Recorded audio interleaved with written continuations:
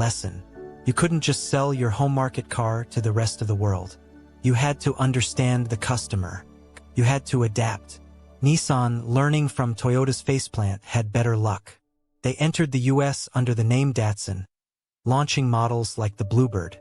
These cars were still small and basic, but they were tough, reliable, and cheap. They didn't sell in huge numbers, but they found their niche.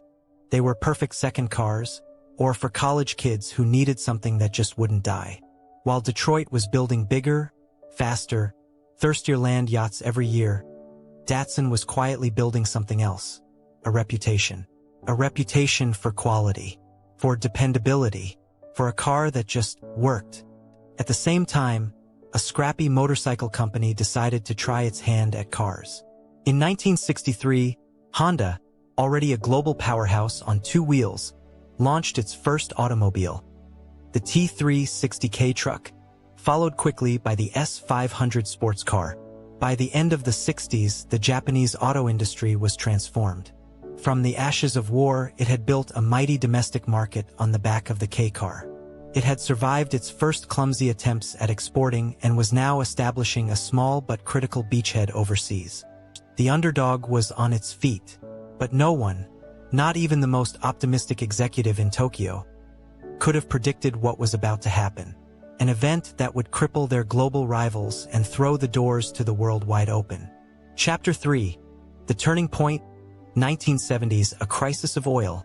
An opportunity of a lifetime. The world changed on October 6, 1973. The Yom Kippur War began, and in response to Western support for Israel, the Organization of Arab Petroleum Exporting Countries, or OPEC, declared an oil embargo. The price of oil basically quadrupled overnight. For the industrialized world, built on a foundation of cheap, endless oil, it was an economic earthquake. In America, the crisis created a defining image. Endless, snaking lines at gas stations, skyrocketing prices, and the sudden, terrifying realization that the age of cheap gas was over. For the American auto industry, this was a complete nightmare.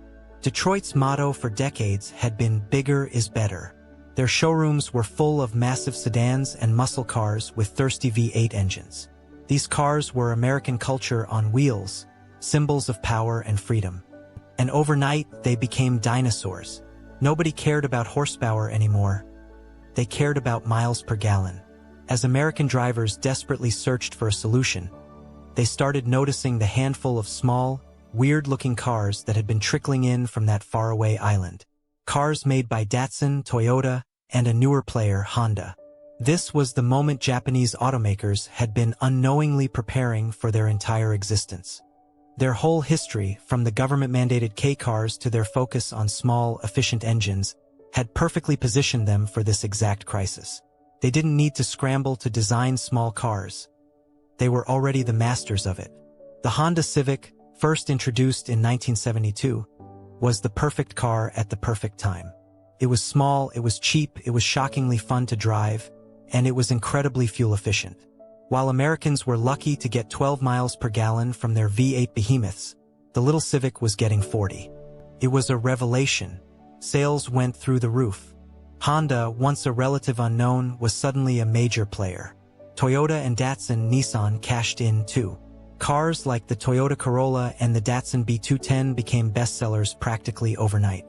They offered everything the American consumer was suddenly desperate for: reliability, affordability, and fantastic fuel economy. And it wasn't just that they were efficient. They were also incredibly well-made. While American cars of the 70s were becoming infamous for shoddy quality and constant breakdowns, these Japanese imports just kept on running. A whole generation of buyers, burned by their domestic cars, tried a Japanese brand out of necessity and became customers for life because of the quality. Detroit's response was slow and clumsy. They tried to downsize their cars, but the results were often disasters. Models like the Ford Pinto and Chevy Vega were plagued by quality problems and safety recalls, cementing the idea that American automakers had lost their way. They had gotten lazy, even arrogant. And the Japanese automakers, with their relentless focus on quality and efficiency, were there to capitalize on every single mistake. The 1973 oil crisis was the single most important event in the history of the Japanese auto industry. It was the moment that turned them from a niche player into a global force. It wasn't just about selling cars. It was about changing minds. Before 1973, Japanese cars were seen as cheap, quirky alternatives. After 1973, they were the smart choice. They had earned a reputation for being the most reliable, efficient, and sensible cars on the planet. By the end of the decade, the numbers were staggering. Japan's car production had soared, and their share of the American market had exploded. They weren't the underdog anymore. They were a threat.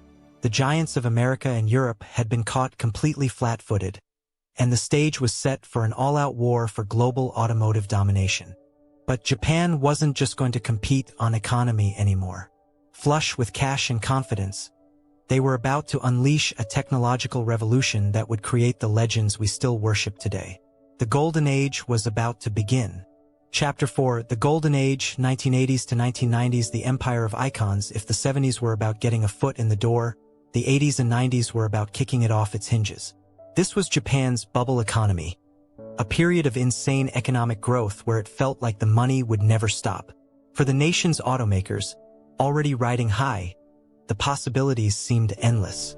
They poured their fortunes into R&D, not just to build better economy cars, but to challenge the world's best in every category, including the most sacred of all, the high-performance sports car. This is when the legends were born, the poster cars. It was like an arms race of innovation, with each manufacturer trying to one-up the others with more power, more tech, and wilder designs. Nissan, already famous for its Z-cars, decided to revive a legendary name, the Skyline GTR. The R32 GTR that launched in 1989 wasn't just a car. It was a technological monster. It had a twin-turbo inline-six, the mythical RB26 DETT, and an advanced all-wheel drive system called a Tessa ETS. It was so dominant in touring car racing in Japan and Australia that it earned the nickname Godzilla, a monster from Japan that came to destroy the competition. In fact, it was so good in Australia that they changed the rules just to ban it, which is the ultimate badge of honor. Not to be outdone, Toyota was forging its own icons. The mid-engined MR2 proved they could build a world-class, affordable sports car. But their magnum opus was the fourth-generation Supra, the MKIV, launched in 1993. With its stunning design and the beastly 2JZ GTE twin-turbo engine, the Supra became a tuner's fantasy. That engine was so over-engineered from the factory it could handle absurd amounts of power, cementing its place in car folklore forever. And then there was Honda. Soichiro Honda's company was always about engineering. They decided to build a car that could fight Ferrari and Porsche, but with Japanese reliability.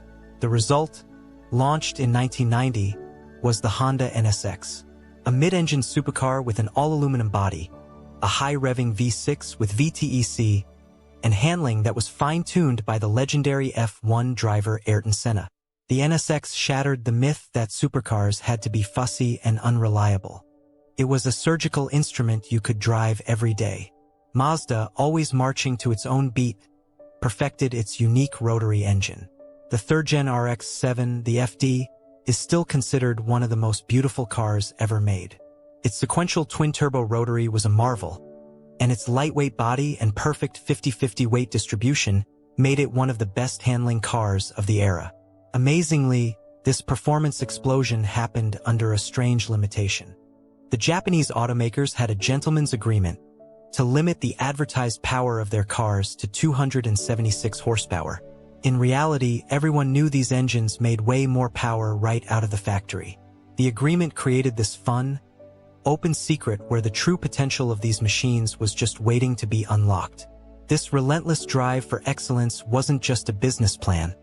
It was a philosophy. It was the embodiment of Kaizen, the idea of continuous improvement. It's not about giant leaps, but about making small, constant improvements every day at every level. From the line worker figuring out a better way to install a bolt, to an engineer refining an engine design, the goal was unending perfection. This was Japan's secret weapon. It's why their cars were so reliable, why their factories were so efficient, and why they could innovate at such a breathtaking pace. Having conquered the mainstream and performance worlds, there was only one frontier left: luxury. In the late 80s, the Japanese giants aimed their guns at Mercedes-Benz and BMW. Honda went first, launching its Acura brand in 1986. But the real earthquake hit in 1989. Toyota, after years of secret development, unveiled the Lexus LS 400. It sent a shockwave through the entire luxury car world. It was faster, quieter, and more advanced than its German rivals, and it cost significantly less. The first Lexus ad famously showed a pyramid of champagne glasses stacked on the hood, not moving a millimeter while the engine revved, a stunning display of its smoothness. Nissan quickly followed with its own luxury brand, Infiniti. By the mid-90s, the conquest was complete. Japanese companies weren't just competing, they were leading. They built the best economy cars, the most exciting sports cars, and the most refined luxury sedans. They had created an automotive empire. But as the bubble economy burst and the 21st century dawned, a new set of challenges would force that empire to adapt all over again. Chapter 5. An Automotive Empire. 2000s. Today, the challenges of dominance. The new millennium found the Japanese auto industry at the absolute peak of its power. The wild golden age sports cars were fading from showrooms as the economy sobered up. But the foundation they'd built was rock solid. In 2000, Japan became the largest car-producing nation in the world. And in 2008, Toyota finally did it. It dethroned General Motors as the world's largest automaker, a title GM had held for 77 years. The underdog was now the king. The focus shifted from raw performance to a new battlefield: sustainability. And once again, Japan was ahead of the game. While others were still tinkering with gasoline, Toyota bet the farm on a radical new idea: the gasoline-electric hybrid. In 1997, they launched a strange-looking sedan in Japan called the Prius. The name, Latin for "to go before," was spot on. When the second-gen Prius went global in 2003, it became a cultural icon. It was the first truly mass-produced hybrid, and it perfectly captured the growing green consciousness of the 21st century. The Prius was more than a car. It was a statement. Its revolutionary hybrid system set the template for nearly every hybrid that came after it, cementing Japan's reputation as a leader in green tech. This era of dominance wasn't without its struggles. The 2008 financial crisis hit hard, and the 2011 Tohoku earthquake and tsunami caused massive disruptions to production. But through it all, the philosophy of Kaizen, of resilience and continuous improvement, saw them through. They streamlined production even more, built factories all over the world to spread the risk, and continued to top the sales charts thanks to their bulletproof reputation for quality and value.